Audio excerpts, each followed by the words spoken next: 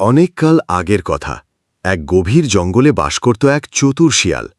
তার বুদ্ধি ছিল প্রখর, আর সেই বুদ্ধি খাটিয়েই বনে সবার উপর নিজের প্রভাব বিস্তার করত। একদিন শিয়াল দেখল একটি কুমির নদী থেকে উঠে ডাঙায় রোদ পোহাচ্ছে। শিয়াল ভাবল, ইস, যদি কুমিরের পিঠে চড়ে নদী পার হতে পারতাম। কিন্তু কুমির তো আর বোকা নয়। শিয়াল তখন এক বুদ্ধি আঁটল। সে কুমিরের কাছে গিয়ে বলল, আরে কুমির ভাই, কেমন আছো? শুনলাম তুমি নাকি খুব শক্তিশালী আর তোমার পিঠ নাকি অনেক মজবুত, কিন্তু আমি তো বিশ্বাস করি না।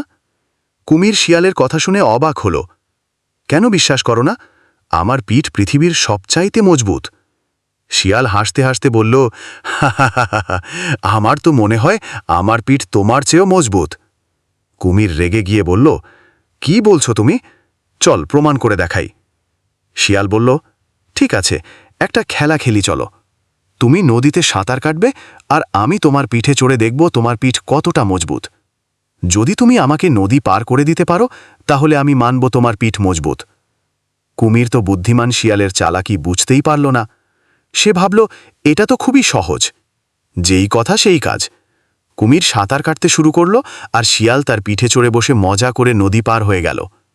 নদী পার হয়ে শিয়াল লাফিয়ে ডাঙায় নামল আর কুমিরকে ধন্যবাদ জানিয়ে অনেক দূরে পালিয়ে গেল। কুমির তখন নিজের ভুল বুঝতে পারল, কিন্তু ততক্ষণে অনেক দেরি হয়ে গেছে।